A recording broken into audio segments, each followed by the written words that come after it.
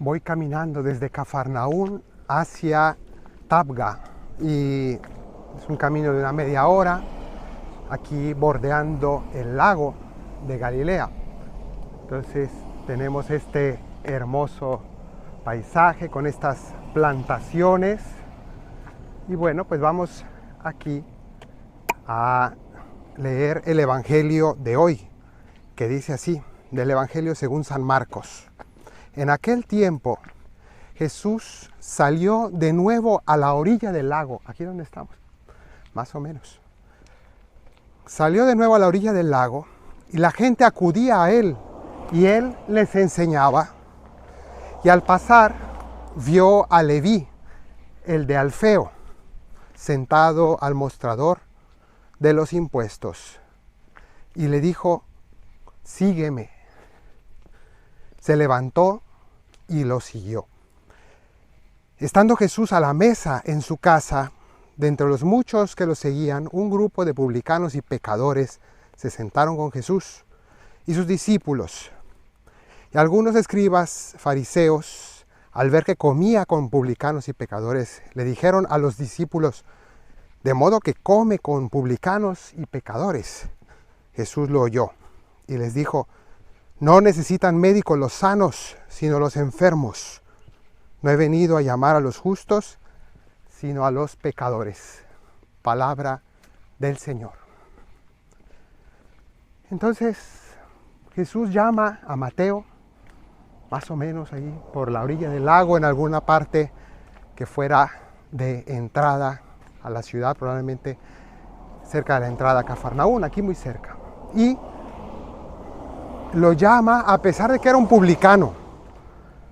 Y por tanto, esto nos muestra que Jesús no tiene acepción de personas, Jesús rompe esquemas, Jesús es alguien muy diferente al resto y por tanto no excluye a nadie, ni siquiera a los rechazados sociales. Los publicanos, al ser cobradores de impuestos para los romanos, hacían ese trabajo sobre todo porque dejaba buen dinero, pero eran considerados traidores, era gente avara, gente que no le importaba tener mal nombre con tal de tener mucho dinero.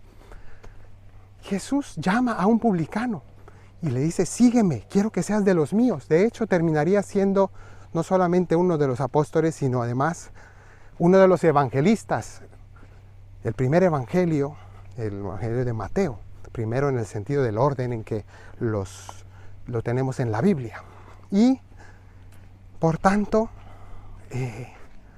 Jesús lo llama, y no solo lo llama, sino que después se nos da a entender que Mateo organiza una cena, una comida en casa, en su casa, para dar gracias, porque Mateo se siente privilegiado, se siente realmente pues dignificado por ese llamado de Jesús.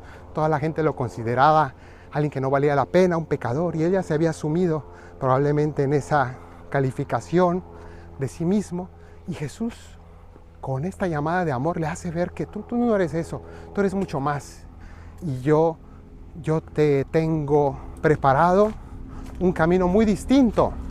Yo te llamo a ser santo, ¿no? Que uno diga: yo santo, si yo soy un pecador. Sí, pero yo te voy a transformar completamente.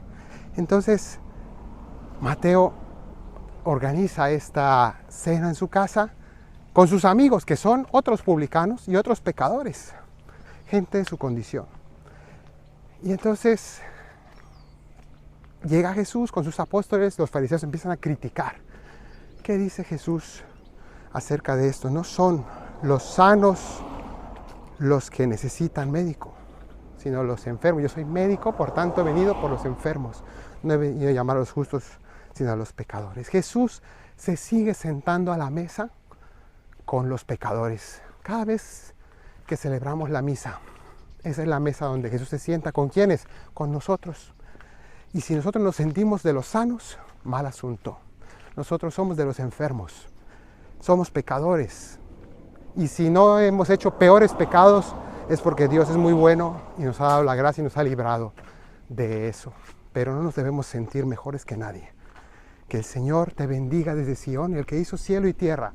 En el nombre del Padre, del Hijo y del Espíritu Santo. Amén.